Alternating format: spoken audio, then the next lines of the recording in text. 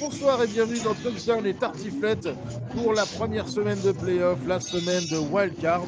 Voilà, c'est la semaine où tu commences à dire à tes proches, oui, je vais regarder un peu plus de foot américain, mais c'est bientôt fini dans 5-6 semaines. Après, on peut retrouver une vie de famille les dimanches.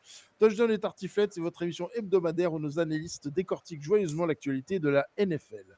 La maison de Johnny à Los Angeles a brûlé, c'est fini, mais on s'en fout. Nous, ce qu'on veut savoir, c'est où va se jouer le Viking Rams. C'est ça qui nous intéresse vraiment, en fait. Est-ce que le stade va brûler? On ne sait pas. Notre équipe d'experts internationaux et francophones se retrouve pour t'offrir un regard unique sur une sélection de matchs et les sujets bouillants de la NFL, ou brûlants, dans le cas de Los Angeles.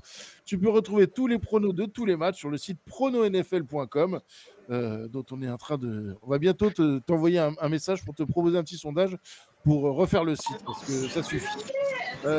Tu peux jouer avec nous, toute la communauté francophone. Pense à liker la vidéo, t'abonner à la chaîne, faire un petit beaucoup, liker, tout ça, tu sais comment ça marche. Sans plus attendre, alors ce que tu entends, le bruit que tu entends au fond, c'est Scooby qui est en cavale et qui a coupé sa caméra, comme ça il est juste là comme une pollution sonore. Voilà. Ouais, bonsoir tout le monde. Bonsoir Scooby. De l'autre côté du spectre, ouais, tu as Scooby en mode gitan et tu as le suréquipé Rémi. Bonsoir Rémi. Bonsoir Rico, très content d'essayer de t'entendre. Voilà. Le silence suit, c'est beau. Alors Rémi, il a refait son studio, mais c'est parce qu'il recommence à bosser avec Live, c'est pour ça. C'est pas pour vous, il s'en branle, je vous le dis. Il n'a pas bougé mon studio, il n'a pas bougé. On sait. Et nous avons comme guest, puisque c'est les playoffs, donc on va se faire plaisir, Pierre Roybon. Alors qui est Pierre? Pierre, c'est le leader. Qui est Pierre? Pierre, c'est le leader actuel sur Prono NFL, puisque il mène la danse au classement avec 4 victoires semaine. Voilà, c'est plus que tous les autres. Monsieur. Voilà. Il y a d'ailleurs, il y a Scooby et Thomas Gorski qu'on aura la semaine prochaine, qui talonnent avec 3 semaines, mais avec 4 semaines, 4 victoires, c'est Pierre qui est en tête. Et Pierre, c'est quelqu'un qui l'a depuis très très longtemps, voire même probablement le début. Et puisque sa première victoire, je parle de victoire complète de saison, remonte à 2016-2017, où donc Pierre, tu avais gagné aux côtés de 3 autres joueurs. Bonsoir Pierre. Bonsoir tout le monde, merci pour l'invitation. Voilà. Et Pierre fait partie... Bienvenue. Alors, il faut savoir que nous, on a une concentration de gens à Grenoble qui est assez impressionnante, parce que entre Olivier Rival, qui même s'il n'est plus vraiment là, il se prétend encore de par là-bas, avec Jonathan, notre expert, qu'on va aussi voir, j'espère, pendant les playoffs, Jonathan, de fan de foot US, qui lui est toujours à Grenoble. On a quand même il y a un cluster à Grenoble assez important de 38 en force. Voilà, et ça se voit d'ailleurs, puisque tu vois que dans le Hall of Fame, on a créé une nouvelle catégorie il y a 5-6 ans. C'est les victoires cumulées par les fans d'eux. Parce que la spécificité de notre site, c'est quand même que tous les gens inscrits, en gros, déclarent quelle est leur équipe française et quel est le classement par équipe française. Et si tu je n'ai absolument pas choisi au hasard d'ailleurs. Mais... Et si tu regardes les senteurs ça fait 6 ans qu'on a rentré ça dans le Hall of Fame, et les Centaures de Grenoble ont gagné 4 fois quand même. Donc c'est pas non plus. Et voilà, tout ça, des gens comme Pierre, Jonathan et Olivier. Bref, ce soir, c'est les playoffs. Donc voilà, pas de sujet spécifique cette semaine. On attendra ça pour les semaines où il y a un peu moins de matchs. Ce soir, on a 6 matchs et on va faire tous les matchs. Voilà. Mais d'abord, on va parler, puisqu'il n'est jamais trop tôt pour faire un pronostic du Super Bowl. Il faut que je retrouve les pronostics qu'on avait fait en début de saison d'ailleurs. Tiens, je vais essayer de trouver ça pendant machin. Quels sont vos pronostics? Quels sont vos pronostics donc pour ce Super Bowl? Qui joue, qui gagne? Pierre, tu es notre invité, je te laisse ouvrir. Ouais, moi j'ai fait mon bracket là il y a pas longtemps et finalement je tombe sur Chiefs Eagles. Alors ça m'emballe pas particulièrement, mais je trouve qu'en termes de dynamique, c'est 2 équipes qui vont être là. Hein. Je vois pas trop comment on va pouvoir y échapper quoi. Donc je suis parti là-dessus, en espérant me tromper et en espérant avoir des surprises surtout. Ouais, voilà, je t'avoue que la raison parlerait comme Pierre. Je suis assez d'accord avec son analyse, mais je vais voter avec le cœur et je vais donner un petit Lions-Bills malgré tout. Donc, la rencontre que je pense pas mal de spectateurs, on va dire neutres par rapport à ces playoffs, rêveraient de voir. Donc, cet Eagles Chiefs, c'est un peu moins fait un peu moins rêver, mais malgré tout, ça pourrait bien arriver. Scooby, tu es là? Est-ce qu'il est là, Scooby? Oui, bien sûr qu'il est là. On t'entend pas, Scooby. C'est normal, j'ai coupé mon micro. Alors, moi, je vais dire Lions Ravens. Et il me semble que j'ai dit ça en début de saison. Ouais, c'est bien possible. Ouais. T'es sûr que t'as pas dit Jets 49ers en début de saison? Ah si, j'ai dit Jets 49ers. Si, j'ai dit ça. Mais ça, c'est vraiment au tout début, ça. Au début, j'étais fatigué. Et j'ai dit quoi, Rico? Je me souviens pas. Alors, Rémi, le problème, c'est que j'arrive à en lire qu'un seul des deux. Je crois que tu as dit Lions gagnant.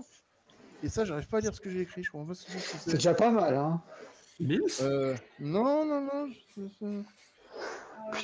Je sais pas du tout. Bon, je regarderai. Moi, je maintiens Jets 49ers. À l'époque, j'ai peut-être dit Lions Chiefs pour pas mouiller, mais je sais pas. Ouais, c'est peut-être ça, ouais. Ouais, je pense que ça doit être ça. Ouais.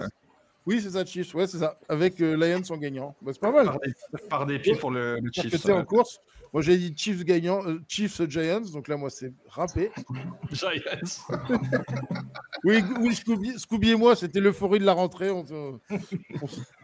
C'est n'importe quoi. Surtout pour moi, l'euphorie. Hein. Ouais, bon, on avait dit les Jets champions de la FCS. Bon. Ouais. Non, moi, sincèrement, et là, je parle pas qu'avec le cœur, mais je vais dire Lions Ravens. C'est pas mal. Ok. Donc, allez, on va rentrer dans le vif du sujet parce qu'apparemment, il y a des gens qui ont des plannings, c'est un peu compliqué, tout ça. N'importe quoi. Donc, on va faire ça dans l'ordre. Tout d'abord, l'AFC, les Chargers aux Texans. Alors cette année, là, cette semaine, en déroulé, vous ne le voyez pas vous, mais il n'y a pas de Power Rankings. Donc, du coup, j'ai mis les cotes de la Française des Jeux. Voilà. Avec les chances de gagner le Super Bowl, qui a le plus de chances, qui a le moins de chances. Bref, les Chargers aux Texans. Rémi, c'est toi qui ouvre le bal. Ça marche. Mais écoute, c'est un match assez intéressant. Pourquoi? Parce qu'on a une équipe qui, pour moi, reçoit et qui n'est pas favorite. On a des Texans qui sont dans une dynamique un petit peu négative. On a des Chargers qui, à l'inverse, sont quand même en train de prouver qu'ils ont réussi à construire quelque chose assez rapidement avec Monsieur Harbaugh du côté de LA. Et donc, pour moi, c'est une équipe qui est crédible. Alors, j'en fais pas mon favori du côté de l'AFC, mais malgré tout, on a une équipe qui tient la route, qui a une défense très, très, très solide. Et qui est une attaque au final qui fait le boulot. Herbert a parfaitement compris son rôle. Je pense qu'il ne veut pas en faire plus que ce qu'on lui demande. Et c'est une très bonne idée de sa part. Donc j'ai vu une certaine maturité dans cette attaque. Si ça passe par le fait de courir 30 fois sur un match, je pense que Herbert n'est pas du tout contre cette idée-là. Et en face, on a des Texans qui sont pour moi un petit peu la déception de la saison. C'est un peu sévère parce qu'ils sont là, ils sont quand même champions de division. Ils jouent un match de play-off à domicile. Mais on a un Stroud qui est quand même un petit peu en deçà de sa saison de l'an dernier. On a des blessures qui sont venues perturber un petit peu la saison. Certaines accusations au niveau des postes défensifs, notamment au niveau de la ligne défensive, qui font que pour moi, on a quand même une équipe qui tourne un peu mal et j'ai l'impression qu'on a hâte que cette saison se termine du côté de Houston, alors qu'on est quand même en play-off et qu'on joue un match à domicile. Je donne mon petit avantage aux Chargers qui sont en déplacement et qui, pour moi, sont dans une très belle dynamique. On a une très belle... c'est magnifique, Rico, ce que tu nous proposes. Sont dans une très belle dynamique. Et voilà, j'apprécie assez le boulot qui est fait du côté des Chargers au niveau des lignes et au niveau de la défense particulièrement. Et j'ai l'impression que ça suffira pour venir déranger cette équipe des Texans qui est peut-être un petit peu dans une demi-crise, même si le mot est un petit peu fort. Merci beaucoup. Attends, Scooby, est-ce que tu es là ou est-ce que c'est juste tes yeux? Non, c'est pas que mes yeux. Non, c'est vrai que c'est un match, tu sais, pour être très honnête, qui m'emballe pas plus que ça. C'est peut-être le retour de Jim Harbaugh John Harbaugh en playoff en NFL. Oui, non, c'était Jim. C'est bien Jim Harbaugh. C'est Jim, ouais. Ouais, Jim Harbaugh en playoff. Mais les Texans sont champions de division dans une division qui ne faisait pas extrêmement rêver. Ouais, c'est ça. Et ils sont assez décevants globalement, surtout au niveau de l'attaque. Alors, c'est pas que de la faute de CJ Stroud, mais c'est les nombreux blessés aussi qui n'ont pas aidé. Et défensivement, ça reste assez correct. En face, Chargers, il me semble que c'est la défense numéro 1 la NFL, si je ne me trompe pas. En points encaissés, oui. Ouais. En points encaissés. Globalement, ils ont fait une bonne saison. Moi, je ne les ai pas trouvés si convaincants que ça en attaque. Leur leader à la passe, c'est un rookie, si je ne me trompe pas, McConkey, ou je ne sais pas comment on dit son nom. Mais voilà, il y a J.K. Dobbins qui fait un joli retour. Joe Mixon qui est plutôt pas mauvais. Mais voilà, c'est pas non plus des foudres de guerre en attaque. Il n'y a qu'un seul match où ils étaient très décevants en défense, c'est contre Tampa Bay, où c'était une boucherie, il faut dire les choses. Mais sinon, globalement, quand même, les Chargers, c'est un peu plus solide, assez coachés. Ils sont allés. Herbert a les quarterbacks, à mon avis, starter, qui a dû envoyer le moins d'interceptions avec 3 de toute la saison. 3 interceptions, ouais, c'est assez énorme. 3 interceptions. C'est beau. Et voilà, donc je vois quand même plus les Chargers gagnants. Et c'est vrai que les Texans cette année, c'était vraiment dans une perte de vitesse. Pierre, quel est ton pronostic à toi?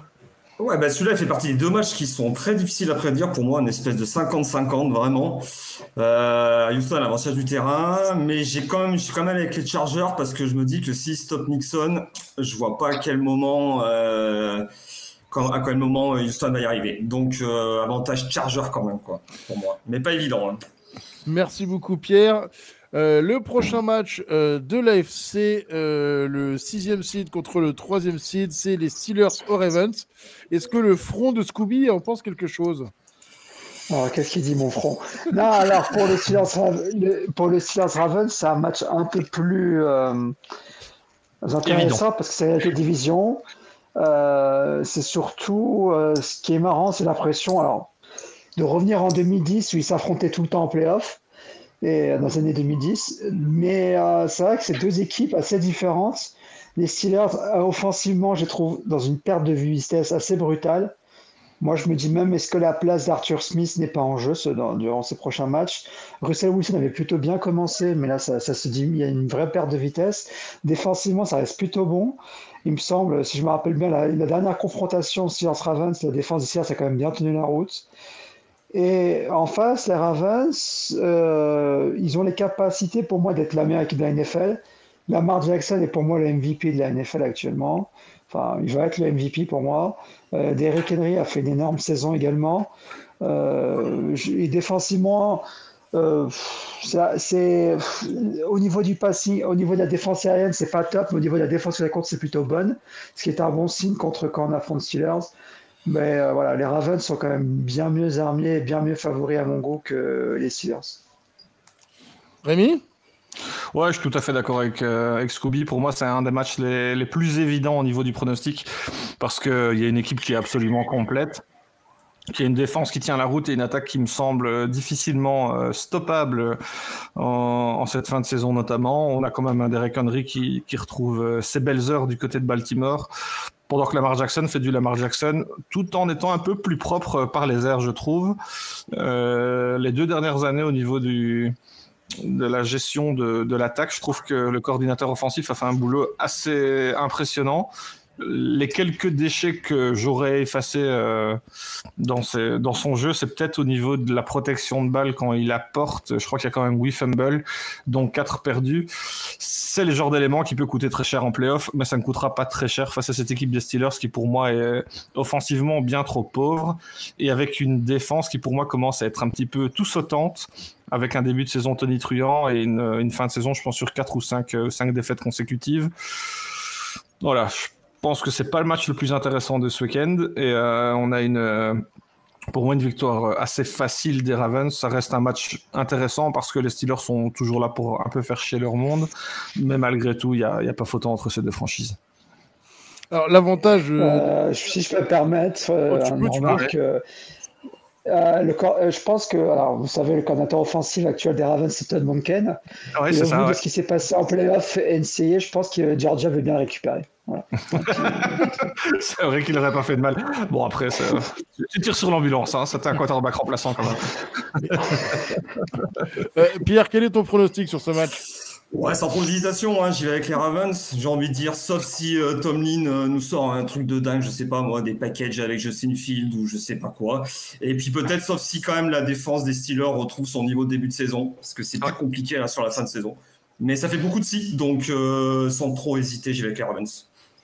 Voilà, et c'est pas et on sait que certains matchs sont moins intéressants que d'autres, mais l'avantage des playoffs, c'est qu'il n'y a plus de matchs en simultané, donc on peut tout regarder. Voilà. Exactement. Il n'y a plus de choix de qu'est-ce que je mate à 19h, est-ce que je reste réveillé jusqu'à 2h du mat? Non, tout en même temps. Celui-là commence à 2h et sera terminé à 2h20, mais bon, après, ça, c'est autre chose. Voilà. Pour clore l'AFC, le 3e match, il s'agit donc des Broncos, le 7e seed, qui visite les Bills, le 2e seed. Voilà. Rémi, c'est à toi la main. Bah, franchement, c'est un match plus intéressant peut-être qu'on ne l'imagine. On imagine des Broncos un petit peu en victime consentante du côté de Buffalo, mais pour moi, il faudra se méfier de cette équipe qui n'a absolument rien à perdre. On a un quarterback rookie qui fait le taf, plus que le taf, et on a une attaque qui tient la route et une défense qui, au final, est aussi assez solide. C'est vrai qu'en dernière semaine, il y a cette victoire un petit peu cadeau face aux Chiefs, mais honnêtement, malgré tout, le 38-0, il fallait le coller. On a vu lors de la rencontre aller que c'est une équipe qui était clairement capable de secouer ces Chiefs. Donc pour moi, j'ai pas l'impression que Buffalo soit extrêmement heureux de recevoir Bonix et ses petits copains. Là où on voit que les Ravens se permettent de recevoir les Steelers, qui sont pour moi un gros cran en dessous. Malgré tout, je mets les Bills en favori. Je pense que emmené par un Josh Allen qui commence à être pour moi atteindre ses sommets. Il n'y a plus de déchets, il y a très peu d'interceptions, il n'y a pas de fumble perdu cette saison. Il y a 12 touchdowns à la course, ce qui est assez monstrueux, et 28 touchdowns à la passe. Donc on a quand même un quarterback qui est tout simplement sur une autre planète. Et donc j'ai tendance à donner un petit avantage aux Bills, mais la pression est sur les épaules des Bills. Donc c'est ce qui rendra ce match intéressant, c'est qu'eux ne peuvent pas perdre. Là où en face, on a une équipe qui n'a absolument rien à perdre. On a un nouveau coach qui fait le boulot. On sait qu'il a été capable de faire le boulot plus qu'admirablement du côté de New Orleans. Il le fait très très bien à Denver. On a une défense qui n'a pas des noms peut-être très ronflants, mais qui fait le boulot. Et un Bonix qui réalise une saison pour un rookie qui est idéal. Donc pour moi, c'est un match piège. Je vois les Bills au-dessus, je les vois gagner, je les vois l'emporter, mais malgré tout, je serais supporter des Bills, je ne serais pas absolument serein, pour être tout à fait franc avec toi. Scooby? Ah, c'est dommage. Moi, j'aurais bien voulu que les Bengals passent, qu'on ait un peu la revanche de 2022. La revanche de 2022, surtout quand les Bengals ont gagné à Buffalo et ils sont allés jusqu'en finale de conférence et perdre comme tout le monde contre les Chiefs. Mais finalement, ce sont les Broncos qui ont passé.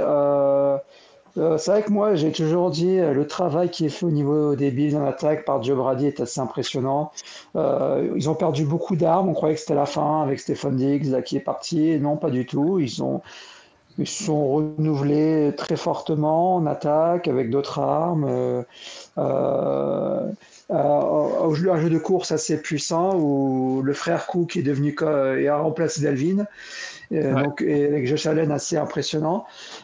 Tandis que côté de Broncos, c'est pas mal non plus, notamment au niveau de la défense contre la passe. Même défense, globalement, c'est plutôt bon, voire très bon.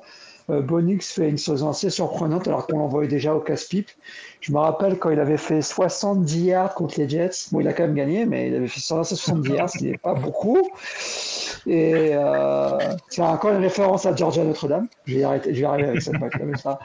Mais voilà, donc, mais globalement, c'est peut-être un peu trop haut.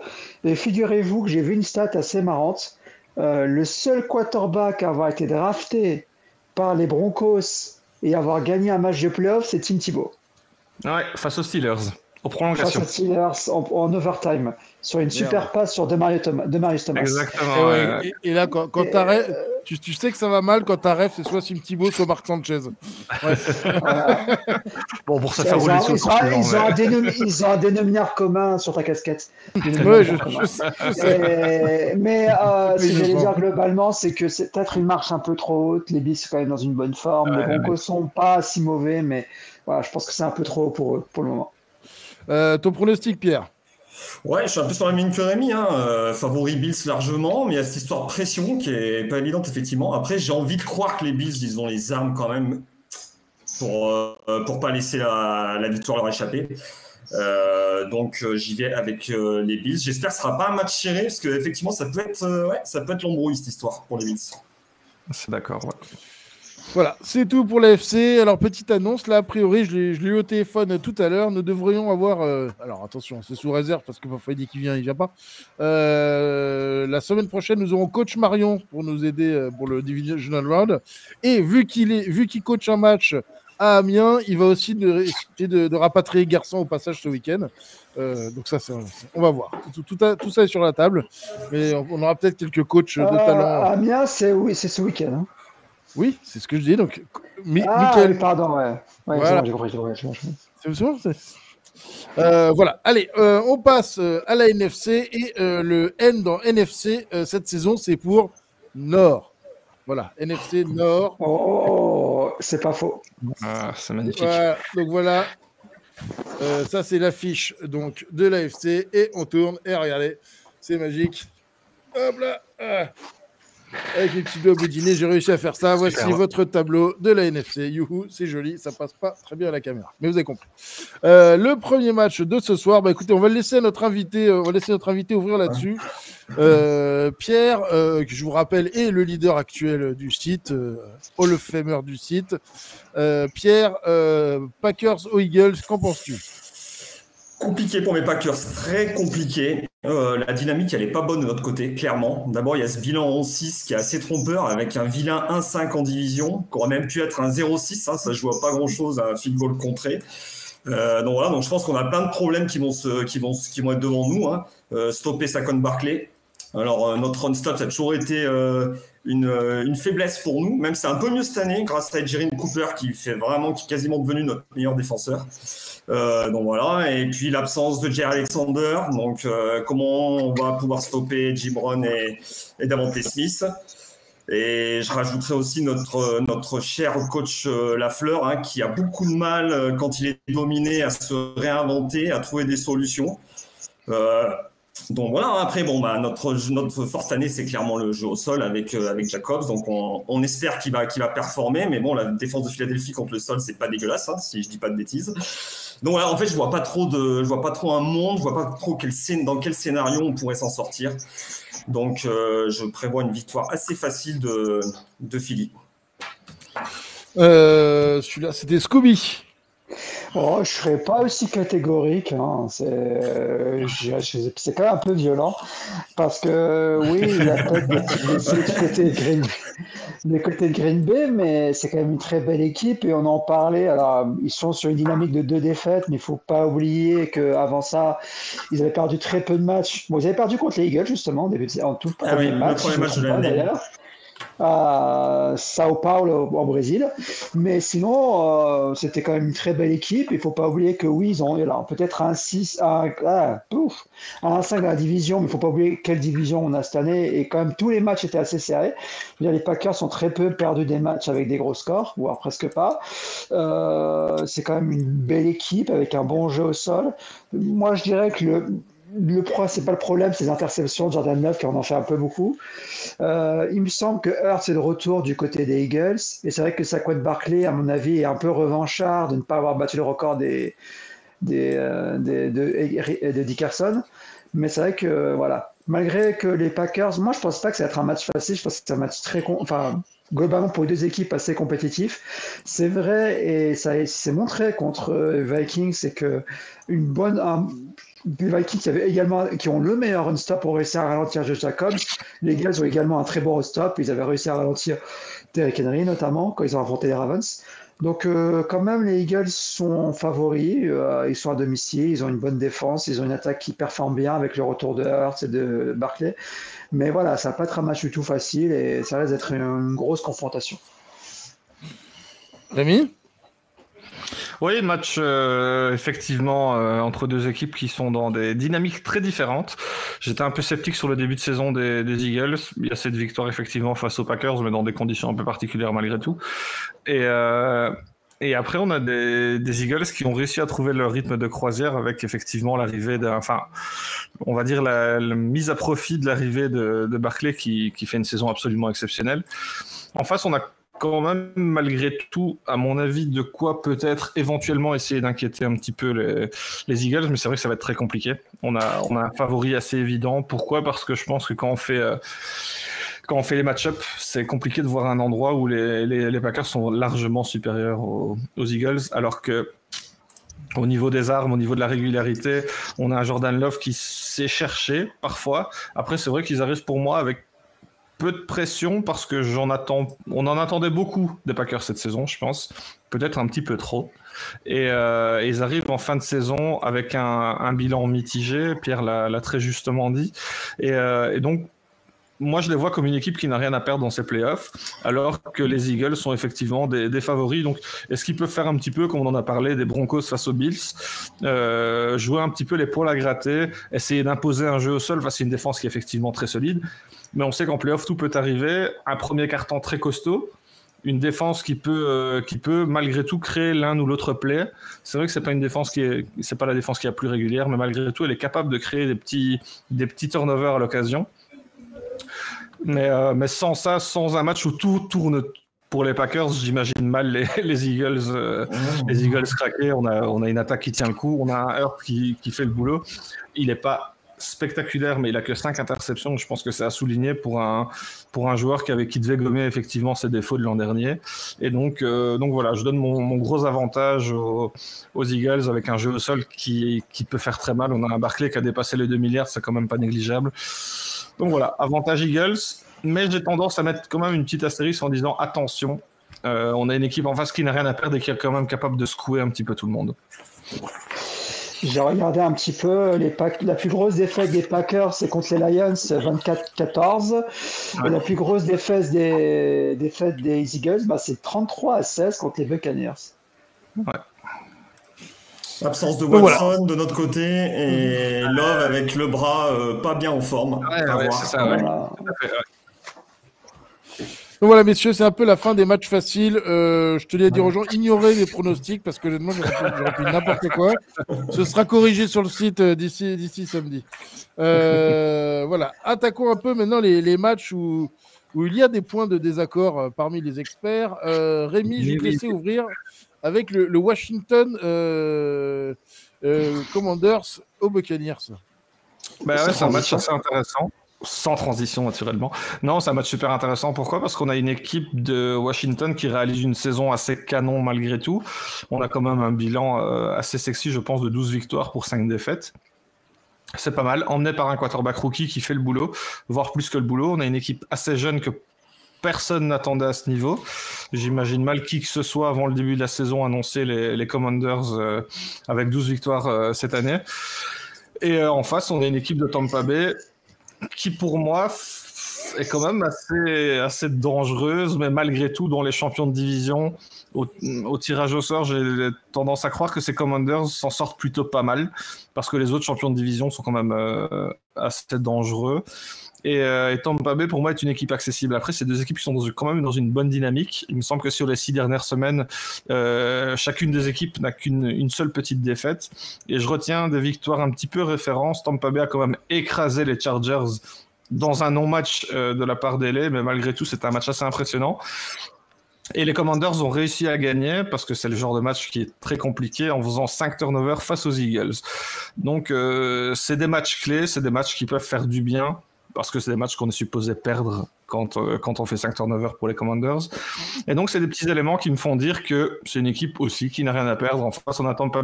En l'occurrence, c'est deux équipes qu'on n'attend pas spécialement très très loin dans les playoffs, c'est sûr. Mais j'ai tendance à croire que Jaden Daniels est capable d'aller secouer un petit peu le cocotier du côté de Tampa Bay, où malgré tout, on a un quarterback qui revient, qui fait un boulot admirable parce que tout le monde l'avait un petit peu enterré. Et donc, c'est un match très ouvert. Tampa Bay est favori, Tampa Bay est à domicile, mais Tampa Bay n'est pas non plus intouchable. C'est pour ces raisons-là que j'ai envie de donner mon petit avantage aux Commanders qui ont un petit peu cette candeur et cette naïveté dans la jeunesse qui est sans doute capable de secouer un petit peu tout le monde. Et je pense que ça peut être une équipe qui est capable de déranger son monde. Il faudra un peu plus de stabilité défensive. Mais voilà. Avantage Commanders, c'est sans doute une petite surprise, mais ça reste un match très intéressant. Scooby? Intéressant sur de nombreux aspects. Alors, le top 4e meilleure attaque au sol de la NFL. Vous devinez qui est le numéro 3? Washington. C'est Washington. Et donc 2 jeux au sol assez puissants. Un jeu de passe qui est aussi éclatant de côté de Tampa Bay. Ils sont la 3e. 3e attaque au total. Tampa Bay, je vous le dis, c'est un peu mes chouchous cette année. J'aime beaucoup cette équipe. J'aime beaucoup la manière dont ça joue. Défensivement, c'est un peu décevant, mais l'offense est assez explosive. Avec un Irving et Bucky qui fait une très très grosse saison, un peu nulle part d'ailleurs.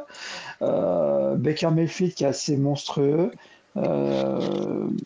qui a plus de 40 touchdowns. Mike Evans qui, malgré ses absences, a réussi, merci aux Saints, à faire 1 milliard cette saison. Donc je trouve que l'attaque est assez puissante, explosive. Washington a une défense quand même bien meilleure que celle de Tampa, mais toujours un peu milieu de tableau. C'est une équipe assez jeune, beaucoup de respect à ce qui a été accompli. Jay Daniels fait la meilleure saison rookie alors que beaucoup l'avaient enterré. Cliff Kingsbury a fait apparaître un travail monstrueux en attaque et il est déjà pressenti pour être head coach, à croire qu'on a oublié ses années à Arizona. Mais voilà, quoi, c'est vraiment 2 belles équipes qui ont fait 2 belles saisons. Il ne faut pas oublier que la seule équipe qui a battu et les Eagles et les Lions, c'est Tampa Bay cette saison. Donc voilà, donc il ne faut pas enterrer les Bucks trop vite. Et moi, je vois les Bucks gagnants et ils peuvent aller très loin et faire chier le monde pour rester poli, même si je ne suis pas. Ici, pas besoin d'être poli. Alors, non, c'est YouTube, il faut être poli pendant les, je crois, 15 premières minutes. Après, c'est bon, tu peux te lâcher. Parce que l'algorithme, il filtre pas le reste. Pierre, un avis sur ce match? Ouais, bon là, c'est un match difficile à prédire pour moi. Franchement, pareil, 50-50. J'irais un léger avantage aux Bucks, peut-être pour un peu plus d'expérience en playoff. Et puis, j'ai l'impression que Baker Mayfield, il porte un peu cette équipe, là, une espèce de caractère, une équipe de caractère. Donc, j'ai un léger avantage aux Bucks, sans trop de conviction non plus. Merci beaucoup. Et pour clore ce 6e match de Wildcard Weekend, Scooby, les Vikings aux Rams si le stade ne brûle pas. Si le stade ne brûle pas et ça risque de flamber sans faire de mauvais jeu de mots au niveau des points, par contre. Tu peux faire les mauvais jeux de mots sont autorisés aussi. Hein. Non, moi j'en fais pas ici. Tu devrais. C'est quand même deux très belles équipes, 2 équipes très intéressantes cette saison. Les Rams ont réussi à se qualifier en playoff et c'était pas du tout bien parti pour eux pourtant. Pardon, moi je parle que des coachs parce que je suis coach, il adore ça. Mais du coup, Sean McVay, je trouve le mec, comment il a placé qu'il était coach. Monsieur coach, quoi. Oh, salut, coach Scooby. Sean McVay qui a réussi à redresser l'équipe et à se qualifier en playoff. Alors pour une raison assez bête, parce que les Seahawks et les Rams sont à 17, mais la raison pour laquelle les Rams sont en playoff et pas les Seahawks, c'est parce qu'ils ont affronté les Rams ont des meilleures victoires contre des meilleures équipes que les Seahawks. Donc c'est vraiment le 6e critère, il me semble, pour les départager les deux. Mais les Rams qui ont quand même bien remonté, qui ont fait une bonne fin de saison, qui ont fait quand même de belles victoires. Et en face, on a des Vikings qui sont pareils, on les croyait morts, on les croyait maudits même pour certains. Et Sam Darnold est revenu de ses cendres, à croire que la classe de 2018 des quarterbacks, elle est passée de tout pourri à exceptionnel avec Baker, Sam, Josh et Lamar. Josh, quand je dis Josh Allen, pas Josh Rosen. Mais sinon, non, c'est. Non, mais qui fait la NBA d'ailleurs actuellement. Bref. Globalement, les Vikings, pour moi, c'est quand même une très belle équipe cette saison.